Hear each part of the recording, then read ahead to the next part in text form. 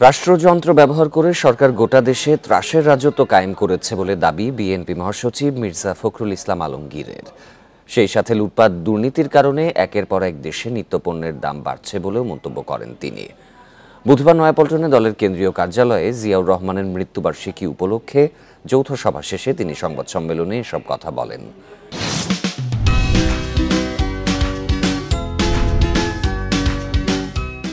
যৌথ সভায় ৩০ মে জিয়াউর রহমানের ৪৩তম মৃত্যুবার্ষিকী উপলক্ষে আলোচনা সভা, দোয়া অনুষ্ঠান, খাবার বিতরণ সহ ২৮ মে থেকে ১১ জুন পর্যন্ত ১৫ দিনের কর্মসূচি ঘোষণা করেন মির্জা ফখরুল।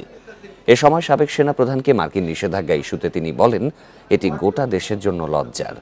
বিভিন্ন বাহিনীকে ব্যবহার করে ক্ষমতায় টিকে আছে বলেই এমন নিষেধাজ্ঞা আসছে। এরপরও সরকার তাদের পক্ষেই থাকে বলে সংবাদ সম্মেলনে কলকাতায় এমপি আজিমের হত্যা ইস্যুতেও কথা বলেন মির্জা ফখরুল।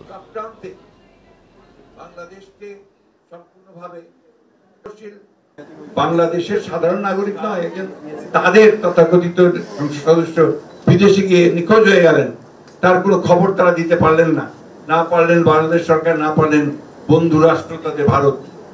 আমরা কি মনে করি এটার একমাত্র লক্ষ্য হচ্ছে দুর্নীতি করা, টাকার পাহাড় তৈরি করা, বিদেশে পাঠানো। ওইটারই কোনো ঘটনা কিনা আমরা জানি না।